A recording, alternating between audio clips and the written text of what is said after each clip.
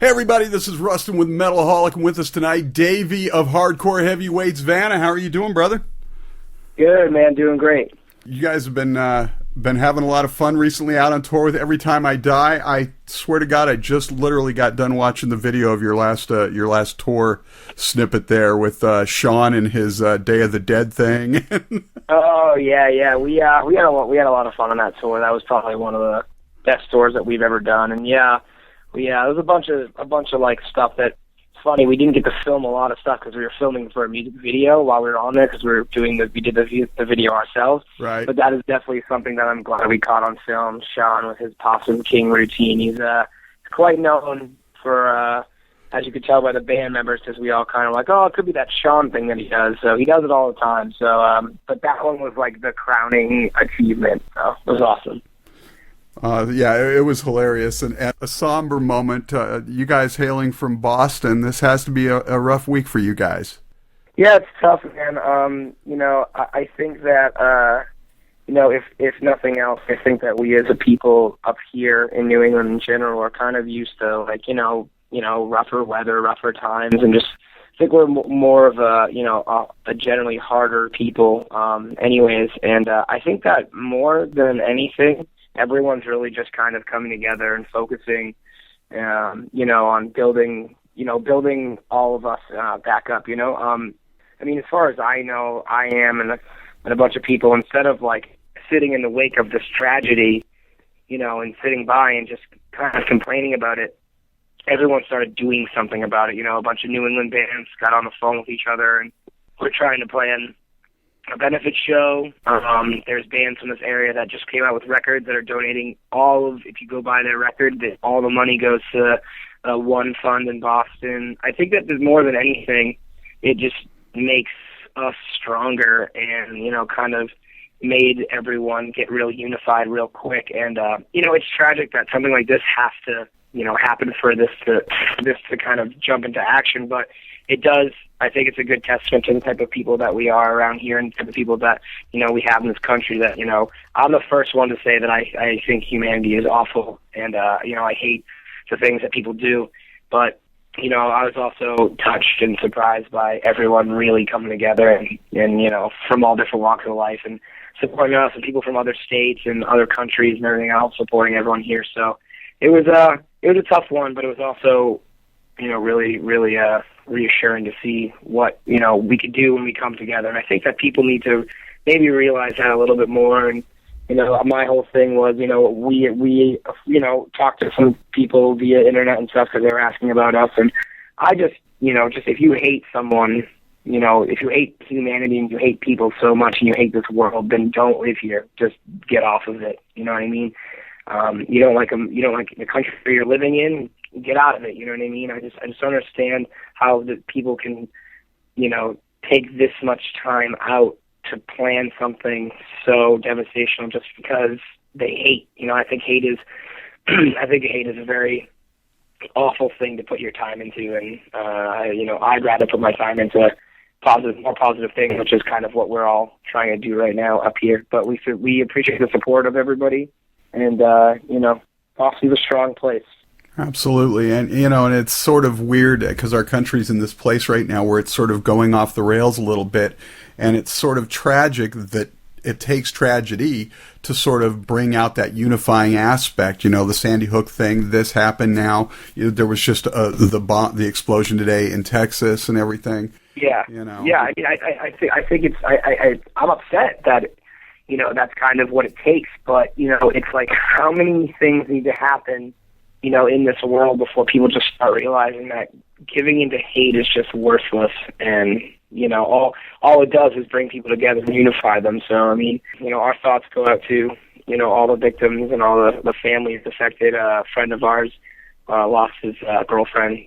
She was one of the ones who passed away in that. And, there's nothing you can say. I know there's this big hashtag Pray for Boston thing going around. And personally, I'm not trying to offend anybody, but I don't think praying is going to do a goddamn thing. I think that doing something, getting out and creating a change in your world that you live in is going to do something, So, if you can donate blood, donate blood. You can donate your time or money to help out. You know, a lot of these victims that are in the hospital don't have insurance, and a lot of them are, Right. you know, could be fine if they got the right medical treatment. So, I mean, do whatever you can, and then going forth from that, I don't know, man, open your eyes and stop hating everything around you. You know, like I said, if you don't like this world, don't be in it. Leave it. Leave the planet. We'll be better off without you. Well, it's time to stop sitting home with blinders on, watching Honey Boo Boo and hanging on Kim Kardashian's every word, and get out there and do something to improve what's going on in this country. So exactly. Interact with some humans instead of watching them on television. Absolutely. And, you know, it's funny. I was literally, before I knew I was going to be talking to you tonight, I was talking with somebody yesterday about Boston music from Massachusetts and the Boston area and everything. Because you guys have, I mean, you guys are a hardcore band, but you guys still have a very distinct sound. It's very much you. And so many bands that come from different parts of the country have similar sounds, but for whatever reason, Boston has always been that place where very unique sounds come from there, whether it's Boston or the Cars or Aerosmith or Tracy Chapman, very unique styles. And Vanna has that too. What do you attribute that to? What is it about Boston that brings out such... I totally agree with that. It's always weird where you can tell when a band's from Boston. I don't know, you know, it's just something here, you know, for the most part, New England, Massachusetts is a very, you know, like I said, a hard place to live. We have harsh winters, you know, and I think that, like, at least for me, I grew up in a town in an area where, like, you know, the working man reigns, you know what I mean? Mm-hmm. I think that struggle, you know, I was poor growing up, but I was happy, you know what I mean? And I think that that's one of the things that we do here is that a lot of people I know anyways, you know, grew up poor, are growing up poor, you know, but like they're, you know, struggling, but they got love and they got, you know, each other and family. And I think that that's definitely something that attributes to our sound sort of, but we're mad. We're definitely pissed off, you know what I mean, for sure. You know, this is in California, sit by the beach music, you know what I mean? We're definitely angry and, you know, harbor a lot of that stuff. At the same time, there's always hope here. I think that's one thing that, like, you know, everybody, you know, can attest to that lives here and is from here, or wherever you may be now. If you're from Boston, you always got a love for it because, you know, for a bunch of, you know, assholes that we are over here, we take care of our own. And, you know, so I think the Boston, you know, music scene is so unified as well because, you know, we always try to take care of our own. And, you know, I just think that, like, you know, there would be no other place that I would want to grow up and be a part of the music scene here, you know, and the local scene here is still so important to us, even though we leave the country more than, or the state or the country more than we're actually home. We still try to take care of our homes so much, you know what I mean? You know, we have a lot of friends, bands from the area that we try to put on tours and try to put on shows. We're doing a show next week, and all the bands are amazing bands that are our friends from Massachusetts that we're just, you know, we just want to give, you know, our friends some sort of spotlight. And I said from the minute I joined Vanna that I mean, we're realistic about our band. I know we're not the biggest band in the world, but with any kind of spotlight that I may get and the band may get, and anything whatsoever that any popularity, I want to use that to perpetuate my friends' art as well. You know, whether it be photography. We had our entire record was done by one of my best friends, John Kingston. He did all of the photography work for the whole thing, and I wanted him to be a part of something, you know, with us. And he doesn't do music, but he does photos. So there it is, you know, that right there. You know, our tour manager, I run a clothing company with him, and he does all of our merch designs. You know, he's an amazing artist, and you know, I just think that we all just try to take care of each other when we're out here. And, you know, with that being said, Boston's a little bit fickle, too. So we like what we like, and we don't like what we don't like. So a lot of bands, if you're an honest, hardworking, great band, you do well here. You know, I always get excited when we play tours because I know that, like, yo, this tour is going to go through Worcester, or this tour is going through, you know, Boston, New Hampshire, Rhode Island. It's going to be a good show. Like, trust me, these kids. These kids are hungry for it, and they're awesome. So, yeah, I don't know, something in the water here, something disgusting in the water that just turns us the way we are, I guess. Well, I think it goes back to what you said before. If you've never experienced that need to struggle and had that hunger, you can't truly appreciate the things that you have if you've just always had it. So yeah, that's exactly. I mean, that's exactly it. And you can't talk about a struggle if you haven't gone through it. And the only reason why we talk about struggles is because we've gone through it. When we've lived through it, we want to tell other people that, like, yo, it sucks, but it gets better. You know what I mean? It gets okay. I wish that when I was, in my early 20s, I had someone telling me that this is what you're supposed to go through. You're supposed to be awful right now. You're supposed to suck, and you grow from it and you learn from it. So I think that's definitely like a share a struggle. Like I always say, life sucks, but we all suffer together. There you go. Know what I mean? So, well, and talking about growth, you guys have the new album just came out a few weeks ago, The Few and the Far Between. Where are you taking us with this record relative to And They Come Bearing Bones? I think that And They Come Bearing Bones is sort of like it was sort of this like idea that I had of wanting to see the best in someone and talk about a journey of several people, but all through the eyes of one person. Mm-hmm. And with this record, I just said fuck it, and I wrote 10 songs about things that I've gone through and people that have put me through. And because, like I said, I wish I had someone there to tell me when I was 22 that I was going to be confused and I was going to not feel like the world was ending and that my life sucked and that, like, there was nothing I can do about it. You know what I mean? Like, I want to, in touring off the And They Came Bearing Bones record, kids really responded to it, but I also saw them, like, kids would write us and talk to us about how they're struggling with the divorce or something like that, or girlfriend boyfriend issues, or all sorts of things in life in general. Mm-hmm. And I really wanted to talk to everyone about those issues, and that was kind of my way of doing it. Is just through writing everything. We'd all kind of started to go through similar things, and everyone in the band is the same age.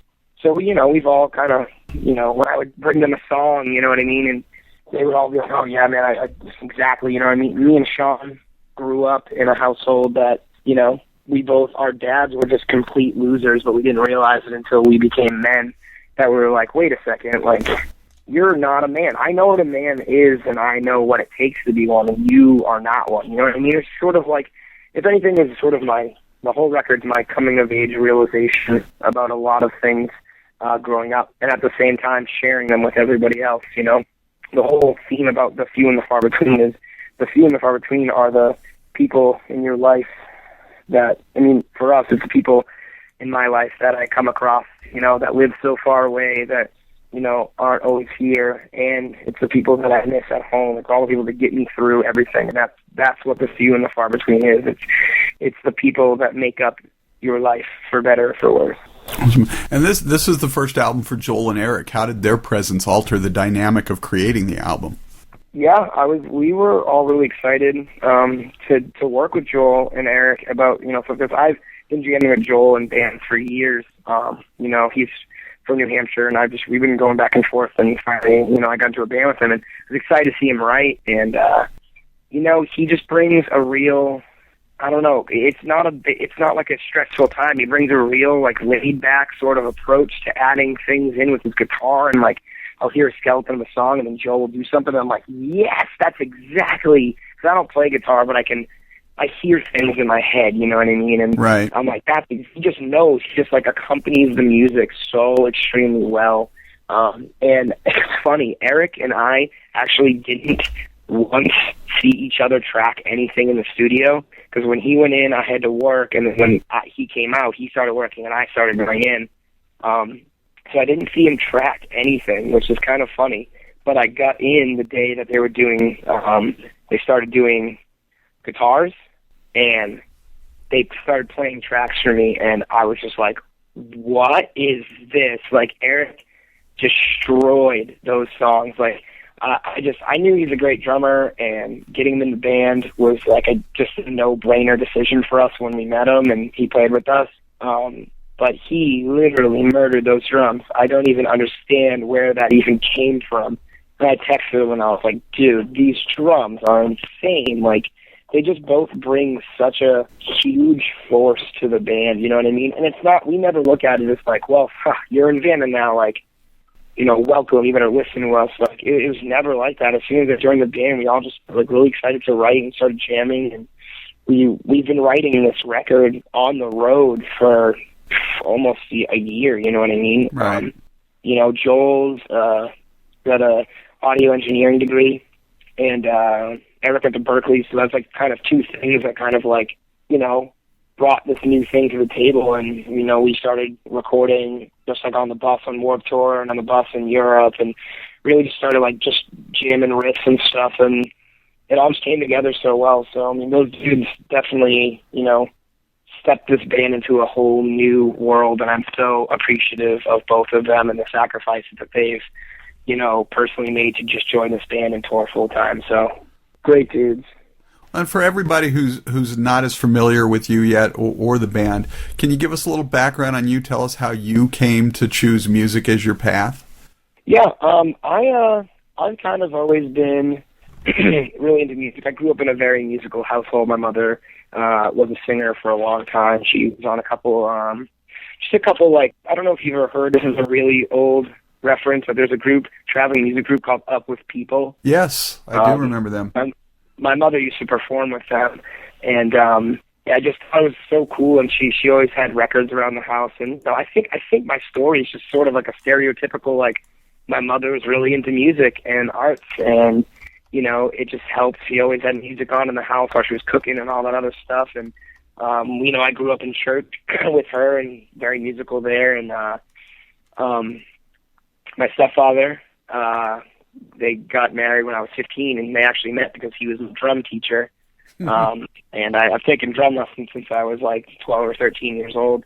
And I was playing drums in bands, and he would bring me to shows because he was obviously into music, a lot of really cool stuff, and they would drop me off at shows all the time. And they just definitely let me go head first in that world, you know what I mean? They wouldn't want me to necessarily drop me off the movies with some girls when I was like 15 years old, but they would definitely bring me into Boston for a show, you know what I mean? Like, they're really great like that. And then, I don't know, I just started being in bands and, you know, playing drums in bands for years and years and years. And then one day I moved to New Hampshire, and some dude wanted to start a band with me at work, and they already had a drummer. And I was like, well, I did backup vocals drumming, so sure, I'll try my hand at vocals. Who knows?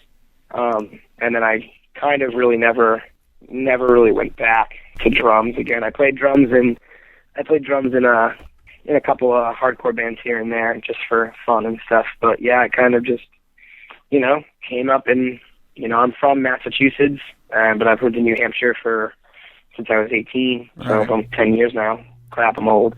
But, yeah, I just kind of met a lot of people, and one of my bands used to do stuff with the Vanna guys, and I knew a lot of their friends in Mass because I was from there. And, you know, I did a couple of tours with them with my band, and I don't know, their vocalist decided to leave. Chris, my band did their New Hope CD release tour, and you know, Chris had already decided he was going to leave the band at that point, and they kind of talked to me a little bit, and I was like, oh, I can't do that, I can't leave my band. And they were like, yeah, absolutely, just help us find someone. And then over the course of almost a whole year, I kind of, you know, found myself in a different spot with my band and hit up the guys and went on tour with them for a week and packed a duffel bag with like 3 T-shirts and a couple pairs of underwear.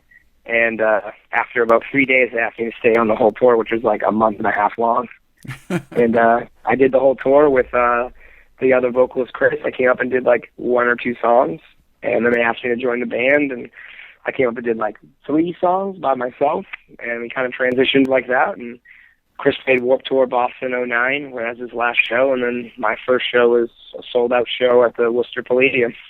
Well, it's cool that you guys could transition like that. That doesn't really happen often in music, so. Yeah, I feel like every time there's like a split with vocalists or anyone really, it's always there's some like hostility and there's this and that, and people have to choose, you know, the old this person or, you know, the new guy. And with us, it wasn't like that at all. It was just Chris just wanted to move on to something else with his life, and I was a friend, and they just, Chris was like, cool, let's do this. Like, when Chris originally quit, he said that he's going to help the band look for, a new guy. But, in talking with me right away, he just wanted me to do it. And, it took a little bit of time, but, it was great. We hugged after his last show, hung out, and then he got on his plane and went back home. And we still see him every time we go to Austin, Texas. We just stayed at his house the last time we were down there. Does he ever jump up on stage with you guys when you roll through town? Yeah, he does. He's come up and done Trash Mouth like a handful of times with us. And he didn't do it last time at Red 7 with us, because he was like, we come up and doing Trash Mouth tonight. He's like, dude, it's just been too long. I just don't have it in me anymore. I can't scream and all this stuff. So, but yeah, no, he's still a really good friend. There's no hard feelings there, and I think that's why it made like my transition into the band. It wasn't easy, but it made it a lot easier than it could have been. Now, you guys are getting ready to head over to Australia in a couple of weeks. You guys have toured all over the place. What other cities or countries are still on your touring bucket list? Australia's definitely for sure on the bucket list. I've never been, and we're going, and I'm very excited. We've done all 48 continental U.S. states, so we're looking to do Hawaii and Alaska soon. We have some contacts out there, so we're really looking to get there. Japan, I want to go to really, really bad. I want to go to Indonesia. I want to be able to say I've touched every continent with my feet. So, I don't know.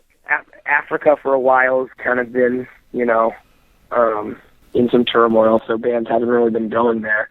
But yeah, I mean, I had a bucket list, and it all got crossed off. So I had to make a new bucket list, and my new bucket list is the world. That's my new bucket list. I want to go to the whole world. All right, so before we get out of here, a couple more quick things. I was telling you I was watching your video, and you guys were talking about making the new Vanna T-shirts, the inside job thing. So tell us about an inside job from your perspective. We started talking about a T-shirt because we love to just kind of chat in the van about conspiracy theories and everything. We're all sort of like we're all big into like not necessarily subscribing to them, but just really like, wow, that's cool, like that, just talking about all sorts of stuff. And we also run into problems. We have what we call Vanna luck, and it rubs off on our friends and friends' bands as well. But so we just started calling things inside jobs. Like it was like a tour in Europe that I don't even know how it got to be the extreme, but we just started calling everything an inside job. It was a coincidence or some sort of something. We just made an inside job. That's an inside job. And then we figured out that Vanna in itself is actually an inside job. So then we started thinking about, we should make a T-shirt that like Vanna was an inside job, because like, all those conspiracy theories about that level is an inside job. This is an inside job, you know what I mean? And just people spinning their wheels and really just to try to rile people up. And then we just started like making a list of inside jobs, but some of them are like like Watergate and 9/11 and sort of just like a lot of like real quote unquote inside jobs. And then we just started like naming things that were like the female orgasm is an inside job. Not only is it like almost like a myth, but it's also literally inside a female. So we just started talking about things that are actually inside other things that are just, and it just, the list just goes on. So Sean has a running list on his phone, and one day when we feel, I run a screen printing company, so I'm just going to make a screen up, and one day when we feel ready for it, we're just going to print this shirt, and no one's going to buy it. It's going to be mostly just for us. But there are some real gems in this list of inside jobs. So when the shirt comes out, I guess you can read them all. I won't go through all of them now, but there's some gems. And every once in a while, we'll all text each other.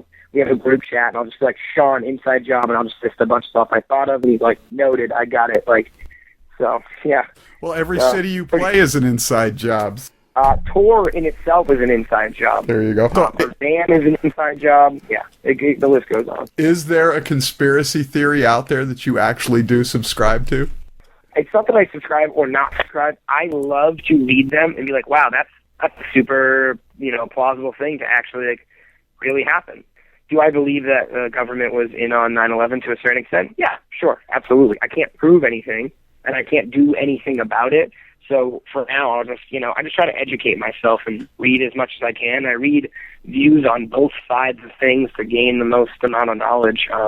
Yeah, I think lots of things are inside jobs, but I can't do anything about them. So I will just sit back and smile until the day of everything blows up in my face. But yeah, I just think that things are kind of funny, and there's no coincidences. Everything is planned. Nice. So next time you come to town, we'll have to bullshit about a few of them. So last question. Oh, yeah. Before we get out of here, the totally pointless question of the week. What pop culture trend or person would you eradicate right now if you could? Justin Bieber. Perfect. He just makes me so angry. So yeah, Justin Bieber, final answer. I hate that guy. Awesome. Perfect. Davey, thank you so much for taking the time. The new album, The Few and the Far Between, out now. Getting ready to head over to Australia. Should be an awesome tour. We'll look forward to more videos from that. And we can't wait to see you back stateside when you hit the road again. Hell yeah, man. Thank you so much. Absolutely. Take care, brother.